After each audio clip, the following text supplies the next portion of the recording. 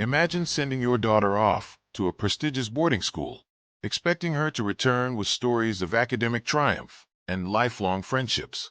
But what if, instead, she simply vanished, her final letter filled with whispers of shadows and missing students? What if, 2 decades later, the truth emerged in the most terrifying way imaginable? For the Parker family, life in the quiet, tree-lined suburbs of Asheville, North Carolina, had always been predictable. Susan Parker, the youngest of 3 siblings, had just turned 13 when she was accepted into the prestigious Willowbrook Academy for Girls, a sprawling campus nestled in the mist-shrouded Blue Ridge Mountains. It was the kind of place parents dreamed of for their children: top-tier academics, rigorous discipline, and a tight-knit community of bright, ambitious young women. But for the Parkers, sending their daughter to Willowbrook would become the beginning of a nightmare that would haunt them for decades. It was a crisp, early September morning when Susan packed her trunk, her mother's hands trembling as she folded the last of her daughter's sweaters. She clutched her daughter tightly at the train station, whispering tearful promises to visit every holiday. Susan, her bright blue eyes shining with excitement, waved from the train window as it pulled away, her auburn curls bouncing with each wave. Her parents watched until the last glimmer of the train's silver body disappeared around the bend, never imagining it would be the last time they would see their daughter for nearly 2 decades. For the first few weeks, letters from Susan arrived regularly. They described the grand, ivy-covered buildings, the sprawling gardens, and the intense but thrilling classes. She wrote about her new roommate, Emily, a quiet girl from Charleston, and the mysterious, windswept lake behind the school that the students whispered about after lights out. Then the letters stopped.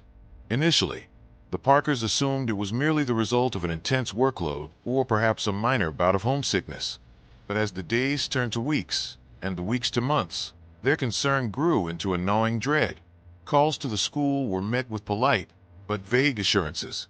The headmistress, Mrs. Agnes Hawthorne, a strict, gray-haired woman with a voice like a creaking door, assured the Parkers that Susan was adjusting well and simply immersed in her studies.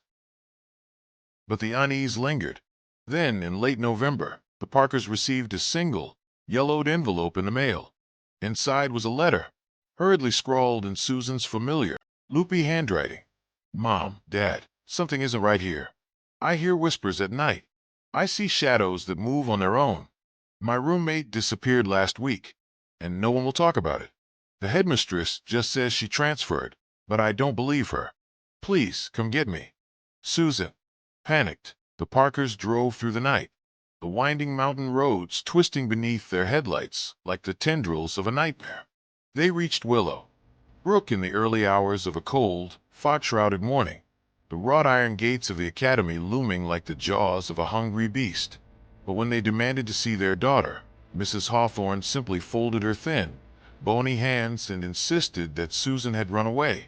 "Our staff has already notified the authorities," she said, her sharp, gray eyes narrowing behind thin, wire-rimmed glasses. "I'm afraid Susan chose to leave without permission. She was always a spirited child, prone to flights of fancy." But the Parkers knew their daughter better than that. They fought, pleaded, and demanded to search the grounds, but the headmistress remained firm. With heavy hearts and shaking hands, they drove back down the mountain, their daughter's last, terrified words echoing in their minds. For the next 2 decades, the Parkers lived in a shadow world of grief and unanswered questions. Their once vibrant family home became a shrine to their missing daughter, her room untouched, her bed still made, her favorite posters yellowing on the walls. Investigations by local police turned up nothing. Willowbrook's reputation remained untarnished, its secrets buried beneath layers of polished tradition and whispered rumors. Then, on a rainy afternoon in the spring of 2024, the impossible happened. A frail, hollow-eyed woman stumbled into a small police station in Charleston, South Carolina, drenched to the bone and mumbling about shadows and whispers.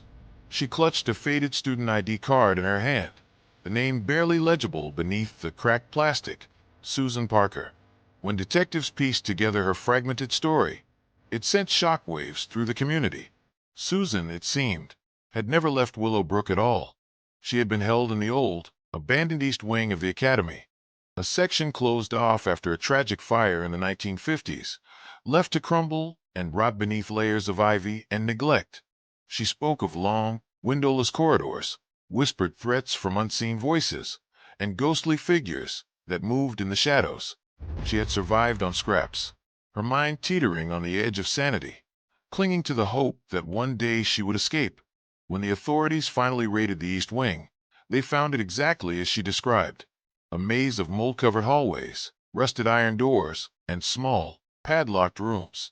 They even found the skeletal remains of other missing girls, their identities long forgotten, their families perhaps still clinging to fading photographs and unanswered prayers. For Susan, the nightmare was finally over, but for the Parkers, the echoes of their daughter's lost years would forever haunt their dreams. As for Willow Brook, it closed its doors later that year, its dark secrets finally dragged into the light, its halls forever silenced, a reminder of the evil that can hide behind the most polished of facades. If you enjoyed this story, please hit the like button, subscribe for more true crime mysteries, and share your thoughts in the comments below. What would you have done if you were in the Parker's shoes?